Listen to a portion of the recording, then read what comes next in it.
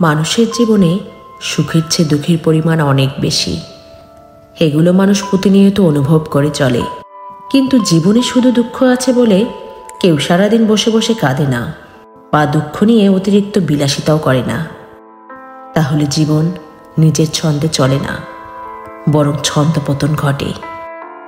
যেমন পরিবারের সাথে ভালো সম্পর্ক গড়ে উঠতে পারে না, প্রিয় মানুষের সাথে বিচ্ছেদ ঘটে, বন্ধুবান্ধবের সাথে অজান্তে একটা দূরত্ব তৈরি হয়ে যায়।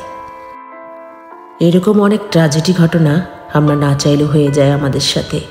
জীবনে সব কিছু যখন থাকবে, তাহলে আনন্দ করতে, সেলিব্রেট করতে আমরা কেন কিপটেমি করি?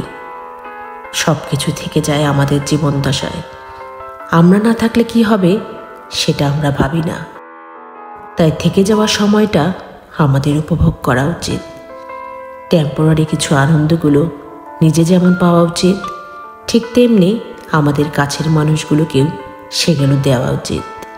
কারণ জীবনে সুসময় খুব কম সময়ের জন্য পাবেন, সেটা হয়তো বারবার আপনার জীবনে আসবে না। কিন্তু বাকি জীবনের সব কিছু আপনি নিত্যদিন নিয়ে চলবেন। তাই সুসময়ে আপনি কতটা ভালো থাকলেন বা ভালো রাখলেন, বা কতটা খারাপ থাকলেন বা খারাপ রাখলেন, সেটা সারা জীবন বয়ে নিয়ে বেড়াতে হবে। সময় থাকতে আমরা এসব কেউ ভাবি না।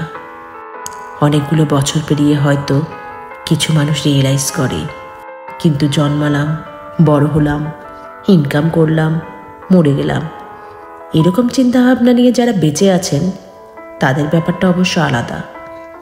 আমাদের জীবনের বেশিরভাগটাই যন্ত্রণা, কষ্ট, দুঃখ আর খারাপের মধ্যে দিয়ে কেটে যায়।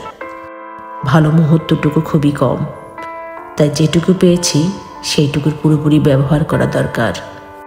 আমি কতটা কষ্টে আছি এটা ভেবে কষ্ট না পেয়ে বরং এটা ভাবুন, আমি আরও কতজনের থেকে ভালো আছি, স্বাচ্ছন্দ্যে আছি। জীবনের প্রতি ইতিবাচক দৃষ্টিভঙ্গি আমাদের বেঁচে থাকার শক্তি যোগায়। একটাই তো জীবন, বাঁচার মতো করেই বাঁচুন।